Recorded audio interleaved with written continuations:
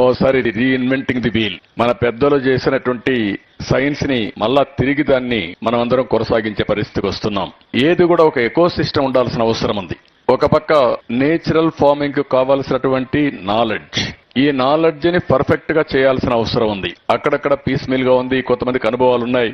ఆ అనుభవాలన్నీ తీసుకుని పర్ఫెక్ట్ గా చేయాల్సిన అవసరం ఉంది. ఇప్పుడు నేను చూసుకుంటూ వచ్చాను, చాలా ఇంప్రెస్ అయ్యాను. నా మనసులో ఏదైతే ఉందో దానికి దగ్గరగా అందరూ పనిచేసే పరిస్థితికి వచ్చారంటే చాలా హ్యాపీగా ఫీల్ అయ్యాను. ముందు పొలం చూశాను, కృష్ణమూర్తి అయితే చాలా హ్యాపీగా నేను ఏటీఎం చేస్తున్నా, ఎనీ టైం మనీ, నెలకు 30,000 35,000 సంపాదిస్తున్నా, ఈ క్రాపులు కూడా 9 రకాలు వేశాను, ఎప్పుడు డబ్బులు కావాలంటే ఇప్పుడు పంట వస్తా ఉంది, నేను బయట పోయే పని కూడా లేదు, పంట కొని ఊర్లో పెడితే హార్ట్ కేక్ మారిగా అందరూ తీసుకెళ్తున్నారు, నాకు డబ్బుల కంటే మా ఊర్లో అందరూ ఆరోగ్యం కోసం ఈ పంట ఇస్తున్నారంటే చాలా హ్యాపీగా ఉందని సోషల్ కాస్ట్ తో మనిషి ఇన్వాల్వ్ అయ్యాడు. వాళ్ళ కుటుంబం అంతా పనిచేస్తున్నారు.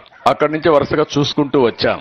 ఒక్కొక్కరు ఒక్కొక్క అనుభవం. ఇప్పుడే ఒక చెల్లెమ్మ మాట్లాడింది, టీటీడీకి బెల్లం సప్లై చేస్తూ 6-7 లక్షల రూపాయలు సంపాదించే పరిస్థితికి వచ్చారు 3 ఎకరాల్లో. కొంతమంది ఇప్పుడే ఒక లెక్చరర్ గా పనిచేసి ఉద్యోగం ఉన్నప్పుడు అంత ఆనందపడ్డాడో లేదో గానీ ఈ రోజు వ్యవసాయం చేసి దానికంటే ఆనందం ఎక్కువ పడే పరిస్థితికి వచ్చాడు. ఆ హ్యాపీనెస్ అక్కడ కనపడొస్తుంది. ఇలాంటివి డిఫరెంట్ స్టోరీస్ వచ్చాయి. అక్కడ నేను చూసిన తర్వాత డిపార్ట్మెంట్ ని నేను మనస్ఫూర్తిగా అభినందిస్తున్నా.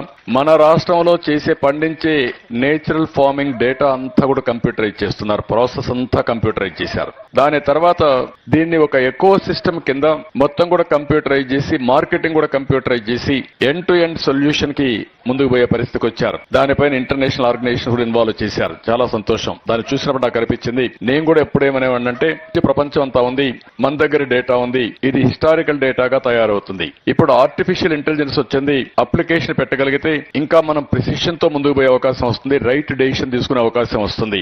మూడోది, డేటా అంతా కూడా సెల్ ఫోన్ ద్వారా గానీ, అదే మరి డ్రోన్ ద్వారా గానీ రైతులు డాక్యుమెంట్ చేయడం గానీ ఇవన్నీ చేయగలిగితే రియల్ టైం డేటా వస్తుంది. ఈ 3 అప్లికేషన్ చేయగలిగితే వండర్స్ జరుగుతాయని చెప్పి నేను ఆశించేవాడిని. అది ఈ రోజు నేచురల్ ఫార్మింగ్ ఆర్గనైజేషన్ పర్ఫెక్ట్ గా చేసే పరిస్థితికి వచ్చారు. చాలా సంతోషం అని చెప్పి కూడా నేను మీకు తెలియజేస్తున్నా.